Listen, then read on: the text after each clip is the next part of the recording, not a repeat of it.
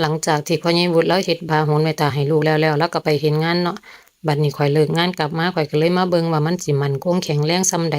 เป็นตาพาลูกหักบ่ซั้นเดะเพราะว่าข้อยย้ำเลาแล้วย้ำอีกเดะว่าเจ้าต้องเอาไม้ที่มันเป็นตาแข็งแรงอย่าสิให้มันพาลูกหักเด้อซั้นดอกเลาส่งคลิปวิดีโอให้ข้อยเบิ่งข้อยก็ว่าแม่นมันสิบ่สูงปานนี้พอแต่ข้อยมาฮอดข้อยคือได้ยืนแหงนคอเบิ่งแล้วบัดนี้ข้อยคุมดีดอยู่ดองๆอยู่ก็เต้นบ่ฮอดจั่งใดก็รอเบิ่งพุ่นล่ะวันเสาร์อาทิตย์ลูกกลับมาให้เขามาลองโหนเบิ่งว่ามันสิเป็นจั่งใดเป็นตาได้แก้ใหม่บ่ผลงานพ่อเจ้าเป็นตาผ่านบ่ซั้นเดะเดี๋ยวนี้ตั้งแต่ออกพรรษามาพ่อใหญ่วุฒิเลาก็ไปเฮ็ดงานลูกก็อยู่หอผู้หนึ่งก็ไปเรียนอยู่โคราชนะข้อยก็เลยสำบายค่ำมาแลงมาข้อยก็บ่ค่อยได้เฮ็ดแนวกินพอปานใดบางมื้อก็จั่งสิได้เฮ็ดเวียกซักผ้าแนวกินข้อยก็กินหยังแล้วก็แล้วพ่อกับแม่เลาก็กินแนวกินของเลานั่นล่ะบ่ได้ยาก